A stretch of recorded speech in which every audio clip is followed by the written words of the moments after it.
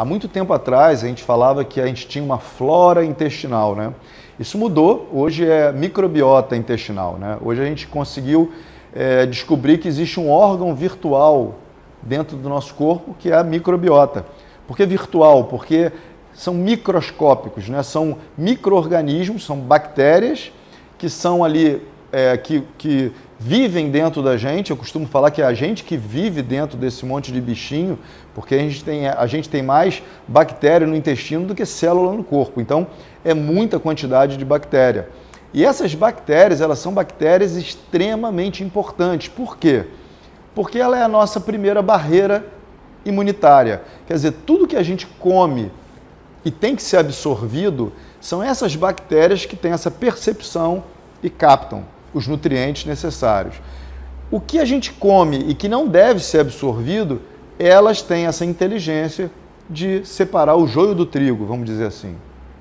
E com isso, claro, né, a gente precisa dos nutrientes para poder formar todo o nosso sistema de defesa e o nosso sistema imunitário. Então, se você tem uma desbiose intestinal, como exemplo, o que é desbiose, né, o termo que está todo mundo usando, é uma alteração dessa flora. É como se essa barreira, essa malha, ela tivesse mais aberta.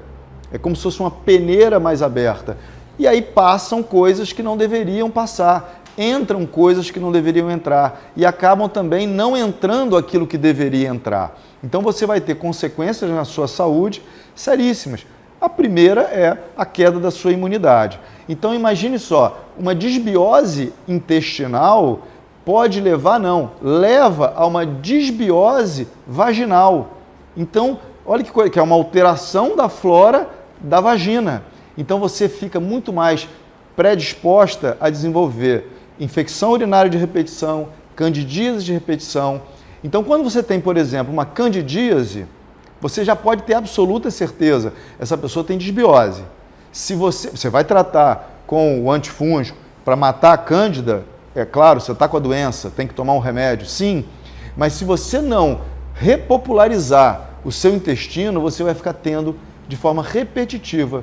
Quem de vocês, por exemplo, nunca teve, né? Eu tive uma candidíase, tratei uma infecção urinária e voltou. Poxa, eu tratei antibiótico, antifúngico, voltou. Por isso que se fala de repetição. Então eu tenho que ir na causa. Na hora que eu trago isso para o intestino e faço uso de um bom probiótico, de lactobacilos que realmente são importantes, a gente chama de pré-bióticos e probióticos, né? Um é a bactéria, o bichinho, e o outro é a comida do bichinho, né? Que não adianta você dar o bichinho sem a comida, que eles vão morrer. Então, assim, pré-bióticos com probióticos, uma mistura, você vai corrigindo a desbiose daquele paciente e dificilmente ela, nesse exemplo que eu dei, vai desenvolver cândida novamente. Então, a importância da imunidade. Quer dizer, eu tive uma doença por um problema intestinal, por uma desbiose intestinal. Então, cuidar do intestino é fundamental, sem contar a ligação do intestino-cérebro, né? A gente sabe que mente sã é corpo sã.